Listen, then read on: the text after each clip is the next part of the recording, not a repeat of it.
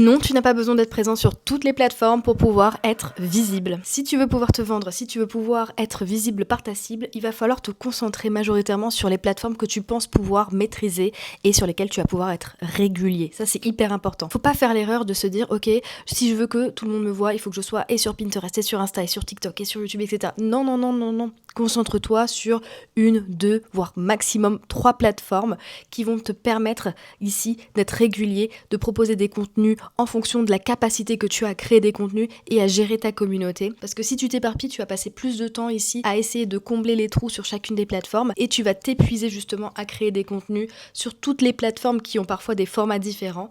Alors que si tu te concentres uniquement sur 2-3 plateformes qui ont parfois à peu près le même format, tu vas gagner du temps et pouvoir te concentrer sur ce que tu sais mieux faire, ton cœur de métier. Ne t'éparpille pas au départ, tu verras plus tard, tu as le temps. Déjà, ponce vraiment une plateforme jusqu'au bout, essaie de faire grandir une communauté, de te faire connaître et après tu pourras développer justement ta notoriété sur d'autres plateformes à ce moment-là. Et le problème c'est que quand t'es partout en même temps, les choses n'évoluent pas et tu stagnes. Concentre-toi sur les plateformes que tu préfères maîtriser et sur lesquelles tu seras le plus régulier pour pouvoir justement obtenir les résultats que tu souhaites pour éviter de t'éparpiller aussi. Et pour avoir plus de conseils pour devenir freelance en l'espace d'un été, n'hésite pas à t'abonner pour suivre la plage des freelances. C'est gratuit, un conseil par jour jusqu'au 31 août.